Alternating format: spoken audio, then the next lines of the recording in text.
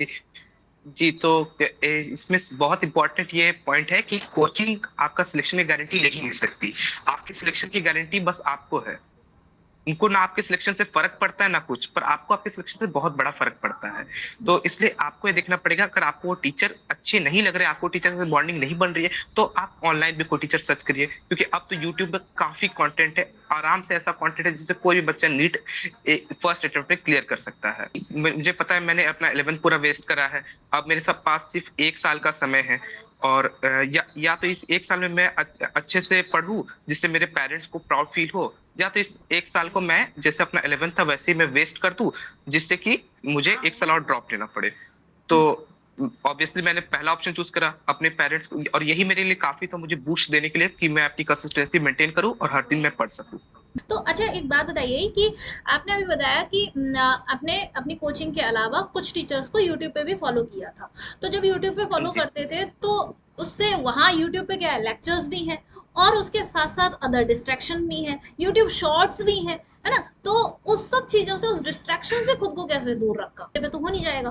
तो उस टाइम पे क्या क्वेश्चन प्रैक्टिस या पेपर सॉल्व करना और कुछ भी साथ में चलता था, या फिर सिर्फ रिवीजन? जी, जो फर्स्ट टाइम मैंने अपना रिवीजन करा था उसमें मैंने कुछ और नहीं करा था। फर्स्ट टाइम जो रिवीजन करा था उसमें मुझे 10 डेज कंप्लीट लगे थे कंप्लीट सिलेबस को रिवाइज करने के लिए। तो उसमें मैंने कुछ और नया नहीं करा था, बस अपना सिलेबस को रिवाइज करा। ना मैंने क्वेश्चन प्रैक्टिस करे, ना मैंने टेस्ट दिया, कुछ नहीं। पर उसके बाद से, क्योंकि आप एक रिवीजन जब कर लेते हैं तो आपको अगला रिवीजन थोड़ा कम टाइम में होता है, और क्योंकि अभी नया नया ही पढ़ा है तो इसलिए उतना उसमें भूलते नहीं है। तो बस फिर उसके बाद से मैंने क्वेश्चन प्रैक्टिस भी साथ साथ में चालू कर दी। ओके, तो और जो स्टूडेंट 12th क्लास में है और अगर उनका 11th वेस्ट हो गया है, तो उन्हें क्या करना चाहिए?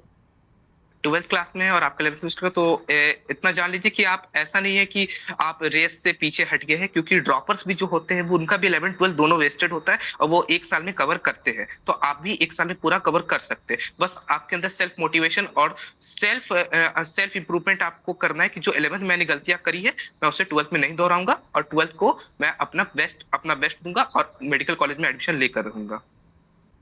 इस चीज को इसी प्रिवेंट करना कि हाँ, मतलब बस यही, उसे भी अपने दोस्त को भी ऐसे ही दोस्त बनाओ जो आपके गोल ओरिएंटेड हो। ऐसा हवाबाजी वाले नहीं हो कि बाहर जाना है, कैफे में जाना है, बैठना है, ये सब वाले दोस्त ना हो। बिल्कुल, बिल्कुल। तो हमें कैसी दोस्ती करनी है, किससे दोस्ती करनी है, इस चीज़ का हमें अंदाज़ा खुद होना चाहिए, है ना? Hello everyone, this is Samiksha Daksh, MBBS third year student at government medical college Badaun.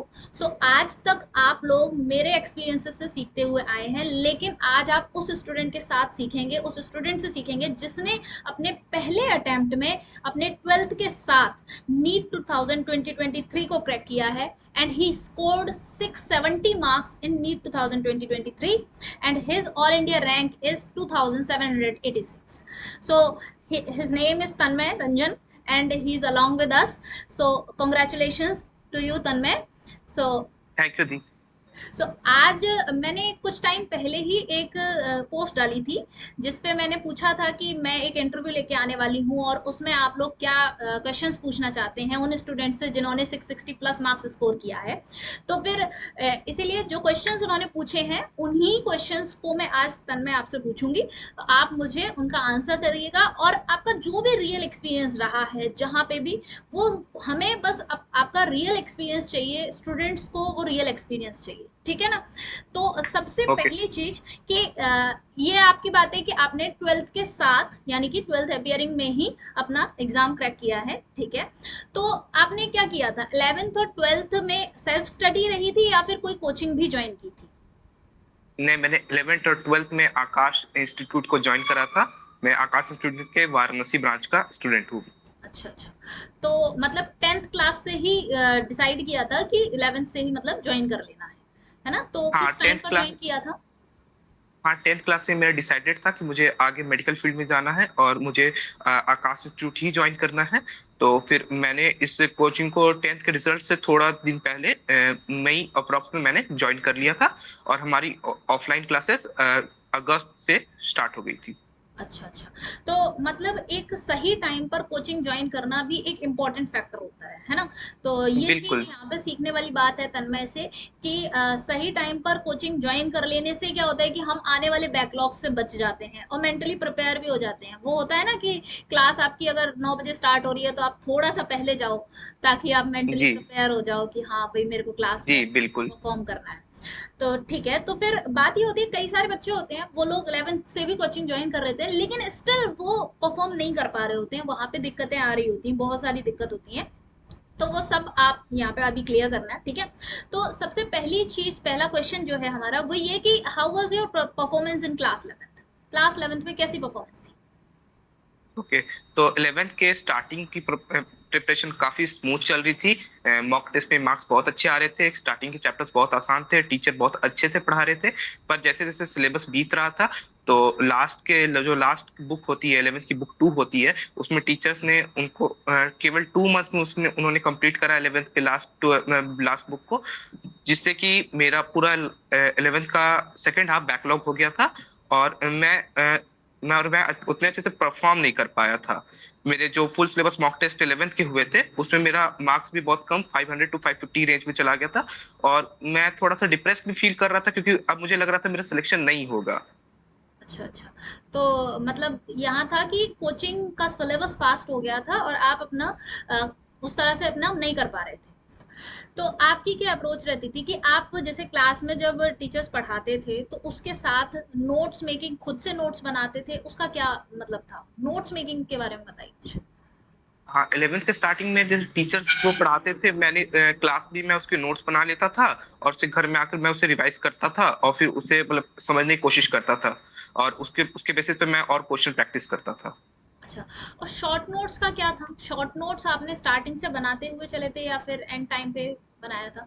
ने ने 11th के स्टार्टिंग मुझे उतना आइडिया नहीं था, इसलिए स्टार्टिंग में मैंने कोई शॉर्ट नोट्स नहीं बनाए, मैंने उन्हें 12th के टाइम पे बनाया। अच्छा, 12th के टाइम पे शॉर्ट नोट्स बनाए थे। ओके चलिए। हाँ। तो मतलब ये है कि 11th में परफॉर्मेंस स्टार्टिंग में ठीक थी, मिड में आके फिर से खराब हो गई।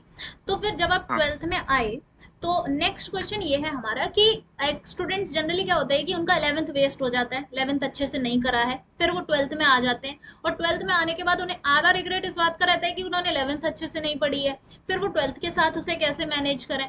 और उन्हें ये भी है, ड्रीम तो है ना कि हम 12th के साथ अपना फर्स्ट अटेम्प्ट में क्रैक करेंगे, तो फिर जी।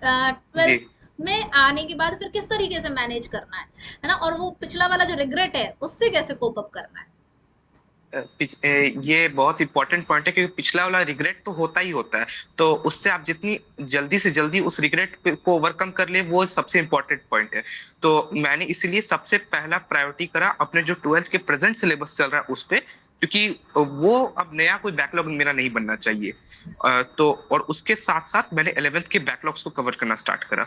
मैं 10 to 12 आवर्स की 12th में स्टडी देता था, जिसमें मैंने पहले 4 to 5 आवर्स मैंने अपने 12th के सिलेबस को दे दिए, और नेक्स्ट 4 to 5 आवर्स मैंने अपने 11th के सिलेबस को दे दिए, जिससे कि मेरा बैकलॉग कवर होते जाए और कोई नया बैकलॉग ना क्रिएट हो। मतलब ये जो 10 to 12 आवर्स की स्टडी थी, जो कि सेल्फ स्टडी थी या फिर इसमें कोचिंग वाला टाइम भी इंक्लूडेड था? नहीं, ये सेल्फ स्टडी थी, कोचिंग अलग से इसके अलावा। अच्छा।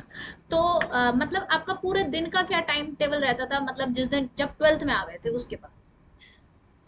जिस दिन कोचिंग रहती थी उस दिन मैं 9 to 2 मेरी कोचिंग क्लासेस रहती थी। सुबह फिर 9 उसके बजे बाद से 2 टू, बजे तक, है ना? हाँ, 9 बजे से 2 बजे तक, फिर 2 o'clock में वापस आता था, तो फिर मैं 3 बजे से मैं पढ़ने बैठ जाता था, या 3 से 7:30 बजे तक मैं पढ़ता था।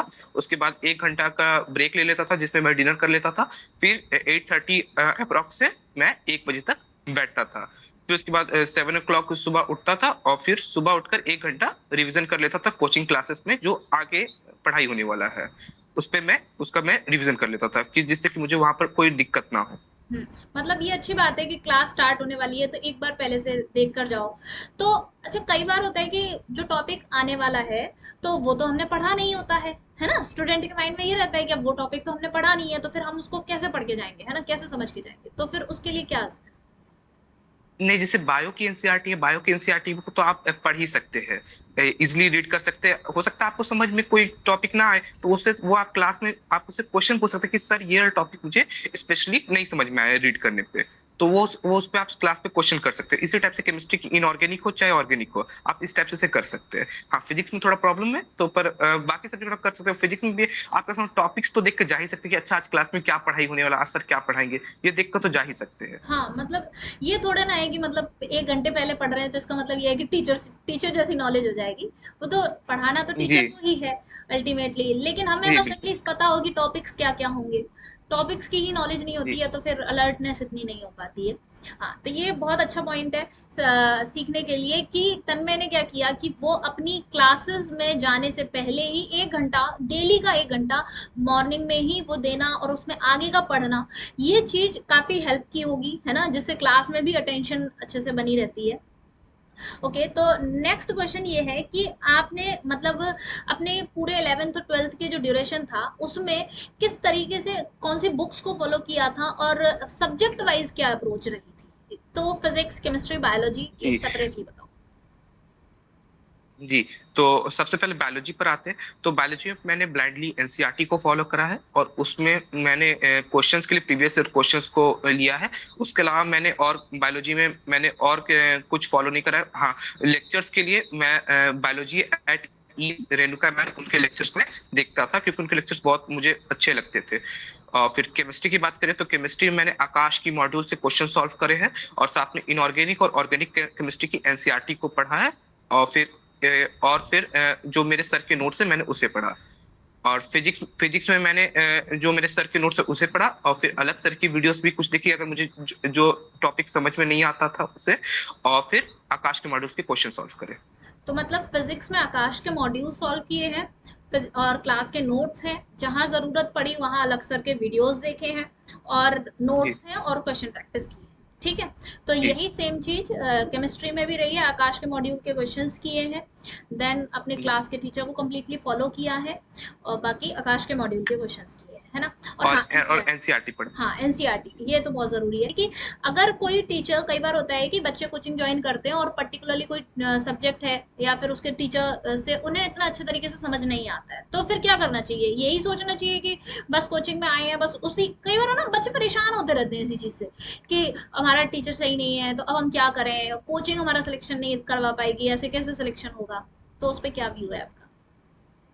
जी जी। तो इसमें बहुत इंपॉर्टेंट ये पॉइंट है कि कोचिंग आपका सिलेक्शन की गारंटी ले ही नहीं सकती। आपकी सिलेक्शन की गारंटी बस आपको है। उनको ना आपके सिलेक्शन से फर्क पड़ता है ना कुछ, पर आपको आपके सिलेक्शन से बहुत बड़ा फर्क पड़ता है। तो इसलिए आपको ये देखना पड़ेगा, अगर आपको वो टीचर अच्छे नहीं लग रहे, आपको टीचर से बॉन्डिंग नहीं बन रही है, तो आप ऑनलाइन भी कोई टीचर सर्च करिए, क्योंकि अब तो यूट्यूब पे काफी कंटेंट है, आराम से ऐसा कंटेंट है जिसे कोई भी बच्चा नीट फर्स्ट अटेम्प्ट में क्लियर कर सकता है। बिल्कुल। तो मतलब अपने सिलेबस की ज़िम्मेदारी खुद लेनी है, तो सबसे ये वाला पॉइंट बहुत ज़रूरी है कि अपने सिलेबस की ज़िम्मेदारी स्टूडेंट को खुद लेनी है, टोटली टीचर पे, टोटली कोचिंग पे डिपेंड नहीं होना है ना? तो ये वाली चीज़ भी ज़रूरी है। जी। तो नेक्स्ट क्वेश्चन ये है कि तन्मय, कि आपने पूरे साल भर कंसिस्टेंसी कैसे मैनेज की? कैसे मेंटेन करी थी कंसिस्टेंसी? कंसिस्टेंसी का मैनेज करने का यही है कि मुझे पता है मैंने अपना 11th पूरा वेस्ट करा है। अब मेरे सब पास सिर्फ 1 साल का समय है। और या तो इस 1 साल में मैं अच्छे से पढूं जिससे मेरे पेरेंट्स को प्राउड फील हो, या तो इस 1 साल को मैं जैसे अपना 11th था वैसे ही मैं वेस्ट कर दूं, जिससे कि मुझे 1 साल और ड्रॉप लेना पड़े। तो ऑब्वियसली मैंने पहला ऑप्शन चूज करा अपने पेरेंट्स को, और यही मेरे लिए काफी था मुझे बूस्ट देने के लिए कि मैं अपनी कंसिस्टेंसी मेंटेन करूं और हर दिन मैं पढ़ सकूं। मतलब एक मोटिवेशनल पुश जरूरी होता है ना? आपको एक थॉट अपने माइंड में हर वक्त बिल्कुल। बना के रखना है कि हाँ भाई, मेरे को अपने पेरेंट्स को प्राउड फील कराना है। तो अच्छा, एक बात बताइए कि आपने अभी बताया कि आपने अपनी कोचिंग के अलावा कुछ टीचर्स को यूट्यूब पे भी फॉलो किया था। तो जब यूट्यूब पे फॉलो जी करते थे तो उससे वहाँ यूट्यूब पे क्या है, लेक्चर्स भी हैं और उसके साथ साथ अदर डिस्ट्रैक्शन भी है, यूट्यूब शॉर्ट्स भी है ना? तो उस सब चीजों से, उस डिस्ट्रैक्शन से खुद को कैसे दूर रखा? उस डिस्ट्रैक्शन से क्योंकि मैंने अपने पूरे डे को मैं प्लान कर लेता था कि मुझे आज इतना सिलेबस कवर करना है। तो बस मेरा प्राइमरी फोकस वही रहता कि उसे पहले मैं कंप्लीट करूं। और जानबूझ के मैं थोड़ा ज्यादा ही अपने आप को टॉपिक्स देता था, जिससे कि मैं कोई और डिस्ट्रैक्शन में ना भटक सकूं। इसलिए मैं थोड़ा ज्यादा ही अपने आप को टॉपिक दे देता था एक डे में। तो इसलिए था कि यही था कि आज का कंप्लीट करना है, तो मतलब अपने दिमाग को थोड़ा बहला लेना है कि हाँ पहले आज का कंप्लीट कर लो उसके बाद देखेंगे, और ऐसे करते करते पूरा दिन ही निकल जाता था। हाँ हाँ हाँ, तो बस ये है कि अब वही अपने दिमाग को बहलाते जाओ, अपने दिमाग को बोलते जाओ कि हाँ भाई थोड़ी देर बाद करेंगे, मतलब चीजें क्या प्रोक्रेस्टिनेट करनी है। बच्चे हमें क्या करते हैं, हम लोग जनरली जो चीजें इंपॉर्टेंट है हम उन्हें प्रोक्रेस्टिनेट करते जाते हैं। हमें असल में प्रोक्रेस्टिनेट उसे करना है जो चीजें गलत है, क्योंकि गलत चीजें जी हैं, डिस्ट्रैक्शन है, वो तो आएगा ही आएगा, स्ट्रेस तो आएगा ही आएगा, है ना? तो उस जी। चीज को प्रोक्रेस्टिनेट करना चाहिए। बहुत अच्छी बात है। नेक्स्ट क्वेश्चन जो है वो ये है कि how did you manage revision at the end months, मतलब एंड मंथ्स में रिवीजन कैसे मैनेज किया, और पूरा सिलेबस जो था वो किस तरीके से पूरा रिवाइज किया, है ना? क्योंकि जी इतना बड़ा मैंने सिलेबस रिवाइज करना काफी मुश्किल हो जाता है, तो वो जी उस तरह से किया। मैंने अपना पूरा सिलेबस मैंने दिसंबर तक कंप्लीट कर लिया था। उसके बाद बारी आती है रिवीजन की। तो सबसे पहले मैंने ट्वेल्थ के टॉपिक्स को रिवाइज ना करके 11th के टॉपिक्स को रिवाइज करा, क्योंकि मुझे पता था मुझे बोर्ड्स देने हैं और बोर्ड के चलते मैं ट्वेल्थ के टॉपिक्स को पढ़ूंगा ही पढ़ूंगा। तो पहले 11th के टॉपिक्स को अच्छे से रिवाइज कर लूँ, तो उसके बाद मैं ट्वेल्थ के टॉपिक को रिवाइज करूंगा। मेरा यही स्ट्रेटेजी था। और फिर मैं पूरी बायो के एनसीईआरटी को मैंने 7 पार्ट्स में डिवाइड कर दिया था। और फिर हर पार्ट को मैं वीक में एक दिन पढ़ता था, जिससे मेरे एक 1 वीक में एक 11 12 दोनों मिलाकर बायो की एनसीईआरटी कंप्लीट हो जाती थी। और ऐसे में 3 डेज इनऑर्गेनिक को 3 डेज में और ऑर्गेनिक को 3 डेज में मैंने डिवाइड कर लिया था। तो इसी टाइप से मैंने मेरा डिवीजन था। और फिजिक्स के मैंने फॉर्मूला शीट बना लिए थे, जिसको मैं फॉर्मूला शीट को रेगुलर इंटरवल रिवाइज करते रहता था और क्वेश्चन प्रैक्टिस हर चैप्टर की करते रहता था। अच्छा, तो ये वाला जो रिवीजन है ये आपने सिलेबस खत्म होने के बाद किया था, जिसमें इस तरह से डिवाइड कर लिया था। तो सिलेबस आपका जी दिसंबर में खत्म हो गया था, है ना? तो जी उस ड्यूरेशन में जब ये वाला रिवीजन चल रहा था, क्योंकि एक 3 दिन का टाइम रखा है इनऑर्गेनिक खत्म करने के लिए, तो ऑब्वियसली 3 दिन रखा है तो ऑब्वियसली पूरा पूरा दिन भर चाहिए होगा, है ना? काफी ज्यादा जी टाइम चाहिए होगा, है ना? क्योंकि 1 2 घंटे पे तो हो नहीं जाएगा। तो उस टाइम पे क्या क्वेश्चन प्रैक्टिस या पेपर सॉल्व करना और कुछ भी साथ में चलता था, या फिर सिर्फ रिवीजन? जी। जो फर्स्ट टाइम मैंने अपना रिवीजन करा था उसमें मैंने कुछ और नहीं करा था। फर्स्ट टाइम जो रिवीजन करा था उसमें मुझे 10 डेज कंप्लीट लगे थे कंप्लीट सिलेबस को रिवाइज करने के लिए। तो उसमें मैंने कुछ और नया नहीं करा था, बस अपना सिलेबस को रिवाइज करा। ना मैंने क्वेश्चन प्रैक्टिस करे, ना मैंने टेस्ट दिया, कुछ नहीं। पर उसके बाद से, क्योंकि आप एक रिवीजन जब कर लेते हैं तो आपको अगला रिवीजन थोड़ा कम टाइम में होता है, और क्योंकि अभी नया नया ही पढ़ा है तो इसलिए उतना उसमें भूलते नहीं है। तो बस फिर उसके बाद से मैंने क्वेश्चन प्रैक्टिस भी साथ साथ में चालू कर दी। अच्छा, तो एक एक ये रिवीजन जो था वो आपका ये था कि सिलेबस खत्म होने के बाद, लेकिन जब हम ट्वेल्थ चल रहा था तो उस वक्त भी साथ साथ कि ट्वेल्थ भी पढ़ रहे हैं, 11th भी पढ़ रहे हैं, तो उस वक्त वहां पे रिवीजन कहाँ मैनेज करते थे? जी। तो वहां पर मैं संडे का टाइम रखता था कि संडे में इस वीक में जो पढ़ा है मैं उसको रिवाइज कर लेता था। अच्छा अच्छा, हाँ, तो मतलब ये है कि आप वीकली रिवीजन करते थे, है ना? डेली डेली जी में मैं वीकली। डेली डेली में रिवीजन काम ना करने की बजाय डेली डेली में नए टॉपिक्स कवर करना, देन संडेज में जी रिवीजन करना, और उसके बाद जी अपनी अप्रोच मेन ये रखना कि हम जल्दी से जल्दी अपना सिलेबस खत्म कर लें, यानी कि दिसंबर तक खत्म कर लें, और फिर उसके बाद आपने पूरा 10 डेज ले रहा है, अगर कोई 10 डेज नहीं 20 डेज ले लो, बट एक बार पूरा अच्छे से रिवीजन कर लो, है ना? जी। तो बिल्कुल। तो ये रिवीजन वाला पॉइंट भी हमारा क्लियर हो गया। तो मैं आपसे ये कहूँ, अच्छा ये बताइए कि आपने अपना जब ये रिवीजन कर लिया तो उसके बाद फिर बोर्ड्स आ गए थे, है ना? तो बोर्ड्स आ गए होंगे, जी फेब में ही बोर्ड्स थे, फरवरी में। तो जी। लगभग लगभग फिर तो बोर्ड्स की प्रिपरेशन थी, तो बोर्ड्स के टाइम पे फिर किस तरीके से नीट की प्रिपरेशन को मैनेज किया? बोर्ड्स के टाइम पे मैंने इंग्लिश को मैंने सिर्फ एक दिन टाइम दिया। मैं एक दिन पहले पढ़ के इंग्लिश का पेपर गया था कंप्लीटली। पूरी साल भर और इंग्लिश नहीं पढ़ी थी? मैंने पूरी साल में एक खुद भी इंग्लिश की बुक खरीदी भी नहीं थी। मैं इंग्लिश की बुक मैंने ऑनलाइन डाउनलोड करके पढ़ी है, वो भी मैं एक दिन पहले पढ़ के गया था। ओह, तो एक दिन में इंग्लिश! सही है, बहुत बढ़िया। अच्छा। और और फिर मेरा फिफ्थ सब्जेक्ट इकोनॉमिक्स था, तो उसमें उसमें मैंने 3 डेज टाइम लिया था, क्योंकि वो थोड़ा हार्ड सब्जेक्ट था। तो उसमें मैंने 3 डेज टाइम इकोनॉमिक्स तो लिया था। सच में मुझे और नाम से ही डर लगता है, इकोनॉमिक्स होगा पता नहीं कैसा। और बाकी बाकी फिजिक्स केमिस्ट्री बायो को तो कोई उतना टेंशन था नहीं, क्योंकि मैं उसके लगातार कर ही रहा हूँ। तो हाँ। उसके साथ मैंने प्रिपरेशन अपनी नीट की चालू रखी थी। बस यही 4 डेज का 5 डेज का जो गैप आया था, बस वही गैप आया था। अच्छा, तो ट्वेल्थ बोर्ड्स और ट्वेल्थ का जो नीट का पार्ट है, दोनों की प्रिपरेशन में डिफरेंस क्या रहा था? दोनों की प्रिपरेशन में डिफरेंस था, क्योंकि मुझे अपना अप्रोच क्लियर था कि अगर 12th बोर्ड्स में मेरे चाहे 60% नंबर है चाहे 70% नंबर है, मुझे उससे फर्क नहीं पड़ता। पर 12th नीट के मार्क्स से मुझे बहुत फर्क पड़ता है। तो मैंने अपनी प्रायोरिटी नीट को दिया।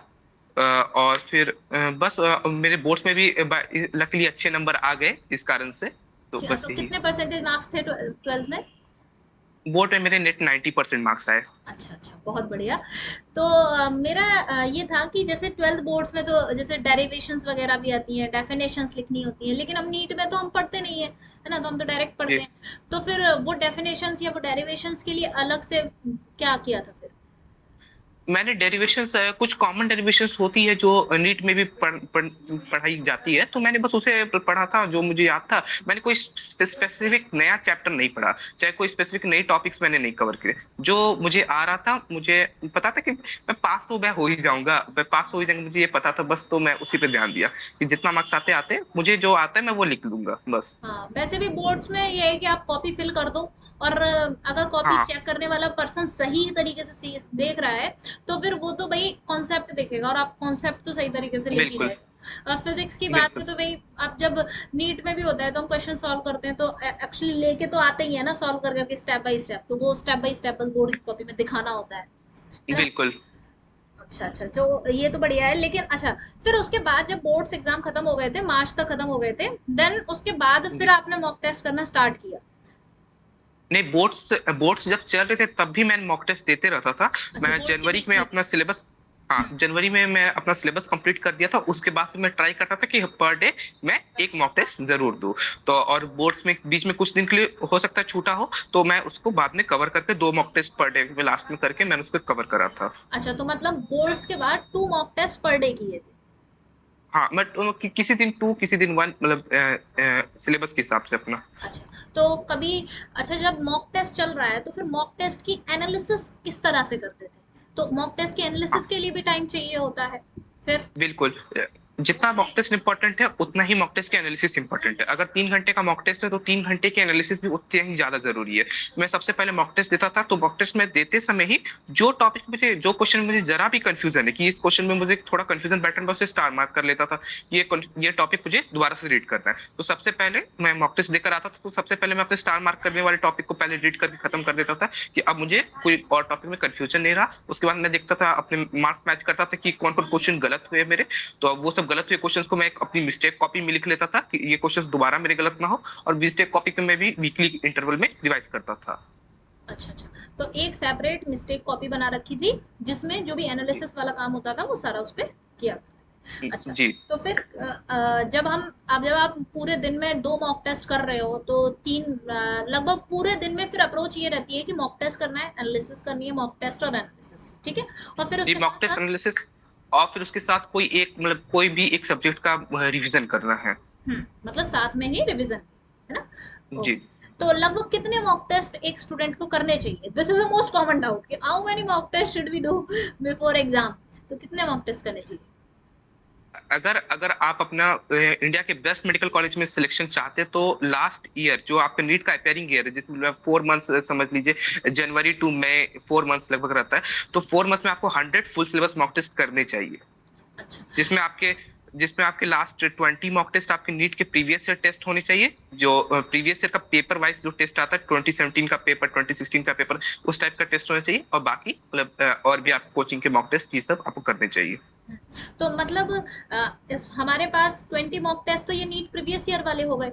फिर उसके बाद जो जी हमारे कोचिंग में आ रहे हैं, तो कोचिंग की अगर कोई टेस्ट सीरीज भी ज्वाइन करता है, मेजर टेस्ट सीरीज, तो लगभग उसमें 12 to 15 इतने ही मॉक टेस्ट फुल सिलेबस वाले प्रोवाइड कराए जा रहे हैं। तो फिर इतने 100 मॉक टेस्ट कहाँ से कोई स्टूडेंट अरेंज करेगा?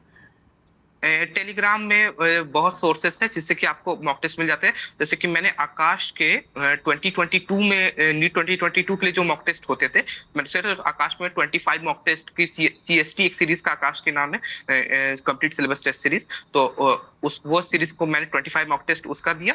7 AITS जो फुल सिलेबस में उसका दिया, तो 32 मॉक टेस्ट यहाँ। 32 मॉक टेस्ट मेरे 2023 में आकाश लिया ही, तो ऐसा करके मेरे 100 मॉक टेस्ट पूरे हुए।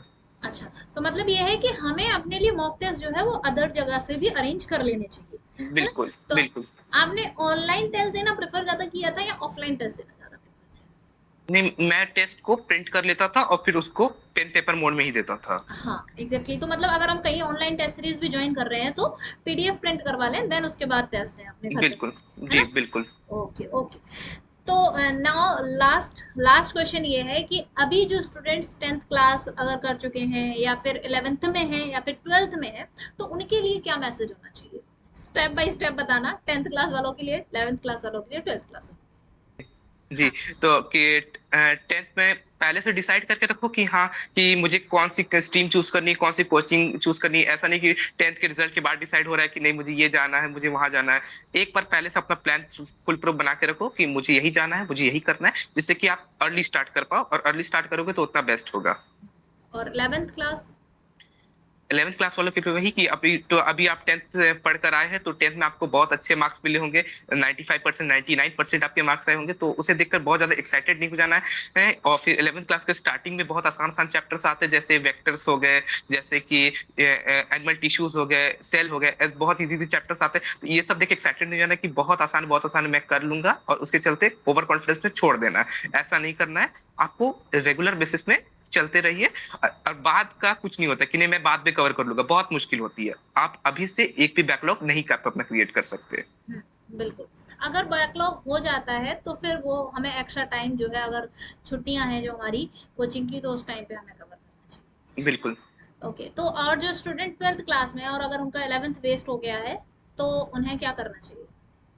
12th क्लास में है और आपका 11th सेमेस्टर का, तो इतना जान लीजिए कि आप, ऐसा नहीं है कि आप रेस से पीछे हट गए हैं, क्योंकि ड्रॉपर्स भी जो होते हैं वो उनका भी 11th 12th दोनों वेस्टेड होता है, और वो एक साल में कवर करते हैं। तो आप भी एक साल में पूरा कवर कर सकते हैं। बस आपके अंदर सेल्फ मोटिवेशन और सेल्फ इंप्रूवमेंट आपको करना है कि जो 11th मैंने गलतियां करी है, मैं उसे 12th में नहीं दोहराऊंगा, और 12th को मैं अपना बेस्ट दूंगा, और मेडिकल कॉलेज में एडमिशन लेकर रहूंगा। Very good. बहुत अच्छा मोटिवेशन आपने मेंटेन करके रखा है। अच्छा, एक चीज और, एक जनरल क्वेश्चन, कि जनरली क्या होता है, स्टूडेंट्स बहुत ज्यादा फ्रेंडशिप और इन सब चीजों की वजह से डिस्ट्रैक्ट हो जाते हैं। तो आपकी जी। लाइफ में फ्रेंड्स का कितना वो रहा था इन्वॉल्वमेंट, फ्रेंडशिप का कितना इन्वॉल्वमेंट रहा था? 11th में तो मैं, क्योंकि मैं अपने होम टाउन टूर वाराणसी गया था, तो वहां पे मुझे मुझे स्टार्टिंग में लगा कि अगर मुझे यहाँ रहना तो तीन चार फ्रेंड्स तो बनाने पड़ेंगे। तो मैं तीन चार फ्रेंड्स बनाए थे, पर उसके बाद मुझे समझ में आ गया था कि जितने ज्यादा फ्रेंड्स रहेंगे उतने ज्यादा डिस्ट्रैक्शंस और उतने ज्यादा टाइम वेस्ट। तो मैंने लास्ट में बस मेरा एक फ्रेंड रह गया था, और मैं उसी के साथ अपने जितने भी क्वेश्चन डिस्कस करना है और सब चीज करना है, मैं उसी के साथ करता था। मतलब कम दोस्ती तो अच्छा रहेगा, है ना? बिल्कुल बिल्कुल बिल्कुल। अच्छा, तो जब बाहर गए थे, मतलब अपने घर से बाहर गए थे वहां पे पढ़ने, है ना? तो फिर जी बाहर ऐसा होता था जी। कि दोस्तों के साथ घूम रहे हैं या फिर ऐसा कुछ, तो इस चीज को कैसे प्रिवेंट करते थे? इस चीज को इसी प्रिवेंट करना कि हाँ, मतलब बस यही, उसे भी, अपने दोस्त को भी ऐसे ही दोस्त बनाओ जो आपके गोल ओरिएंटेड हो। ऐसा हवाबाजी वाले नहीं हो कि बाहर जाना है, कैफे में जाना है, बैठना है, ये सब वाले दोस्त ना हो। बिल्कुल, बिल्कुल। तो हमें कैसी दोस्ती करनी है, किससे दोस्ती करनी है, इस चीज़ का हमें अंदाज़ा खुद होना चाहिए, है ना? तो मैं बिल्कुल जितने भी स्टूडेंट्स के क्वेश्चंस हैं ना, जितने भी उन लोगों के माइंड में होते हैं, जो भी वो गलतियाँ की हैं, वो सब बोल-बोल के मैं इसीलिए एक जनरलाइज़्ड क्वेश्चंस पूछती जा रही हूँ कि इसमें क्या करना चाहिए, क्या नहीं करना चाहिए, है ना? तो बहुत अच्छा लगा तन्मय मुझे आपसे बात करके, है ना? बहुत सारी चीज़ें, कई बार ऐसा होता है कि हम सीखते हैं, हम छोटों से भी बहुत सारी चीज़ें सीखते हैं, तो मुझे सच में बहुत अच्छा लगा। और it was really very good experience for me. और आई होप कि जिन जो लोगों तक ये पहुंचेंगी बातें, तन्मय की बातें जिन लोगों तक पहुंचेंगी, वो लोग भी कुछ सीखेंगे और अपनी लाइफ में इम्प्रूवमेंट करेंगे, है ना? और जो भी चीज़ें सीखी हो तो प्लीज़ वो ना नोट डाउन कर लेना, क्योंकि कई बार क्या होता है कि हम किसी से हमने सुना, हमें उसकी बात अच्छी लगी, हम फोन में आराम से देख रहे हैं वीडियो, लेकिन हम वहाँ पे इम्पोर्टेंट बात फिर हमारे माइंड से स्लिप हो जाती है। तो वो पॉइंट्स लिख लेने चाहिए कि हाँ, मुझे इस टॉपर ने या फिर इस पर्सन ने ऐसे बोला था, और उसको लिख के लगा लेना चाहिए, है ना? तो शब्दों को ध्यान रखे रहने के लिए ये सबसे अच्छा तरीका है ना? तो and congratulations once again, congratulations to you. And thank you thank you. By the way, अब घर का माहौल और अब क्या, अब फीलिंग क्या चल रही है? सब बहुत खुश है घर में, क्योंकि इतना अच्छा रिजल्ट सबने एक्सपेक्ट तो करा था, पर हाँ, एक मैनिफेस्टेशन होता है कि हो या ना हो। तो एक बार जब कंफर्म हो गया रिजल्ट, तो मतलब सब बहुत खुश है इस कारण से कि फर्स्ट अटेम्प्ट में ही इतना अच्छा मार्क्स आए, इतने अच्छे मतलब रिजल्ट आए, और बहुत अच्छा कॉलेज भी होपफुली मिले। हाँ, बिल्कुल, बिल्कुल। 2700 रैंक पे तो लगभग एम्स तो डेफिनेटली मिल ही सकता है ना? तो जी एम्स दिल्ली नहीं, बट अदर एम्स तो ज़रूर मिल सकते हैं, तो ट्राई करना, बहुत अच्छा जी। कॉलेज ही मिले, है ना? Okay. So all the very best for your life and जी। Thank you. थैंक